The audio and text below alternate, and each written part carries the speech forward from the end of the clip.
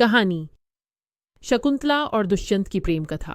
यह कहानी महाभारत के आदि पर्व से है और महान कवि कालिदास के नाटक अभिज्ञान शाकुंतलम का आधार है। यह प्रेम, वियोग और पुनर्मिलन की एक क्लासिक कहानी है।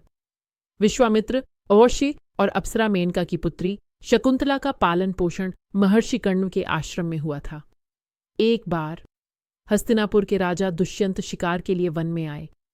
वे कण्व ऋषि के आश्रम पहुंचे, जहां उनकी भेंट शकुंतला से हुई। दोनों एक दूसरे पर मोहित हो गए और उन्होंने गांधर्व विवाह कर लिया, जहां विवाह केवल आपसी सहमति से होता है, बिना किसी रस्म के। जाने से पहले दुष्यंत ने शकुंतला को अपनी पहचान के रूप में अपनी एक अंगूठी दी और वादा किया कि वह उसे अपने महल ले जाने के लिए वापस आएगा। कुछ समय बाद शकुंतला गर्भवती हुई। एक दिन जब शकुंतला अपने पति के ख्यालों में खोई हुई थीं, तब दुर्वासा अर्षि उनके आश्रम में आए।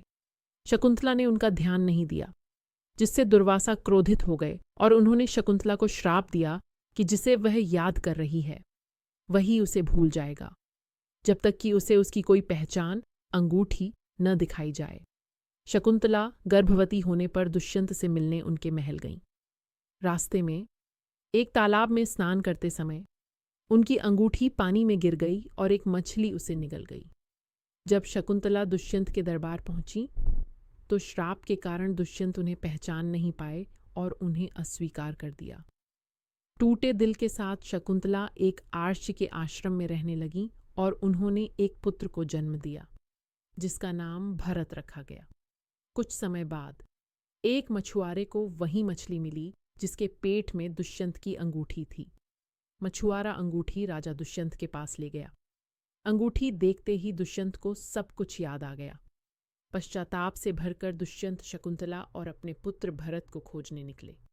कई वर्षों बाद वे भरत को एक शक्तिशाली बालक के रूप में खेलते हुए मिले और फिर शकुंतला से उनका पुनर्मिलन हुआ।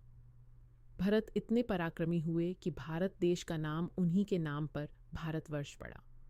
यह कहानी प्रेम, नियति और पहचान के महत्व को दर्शाती है।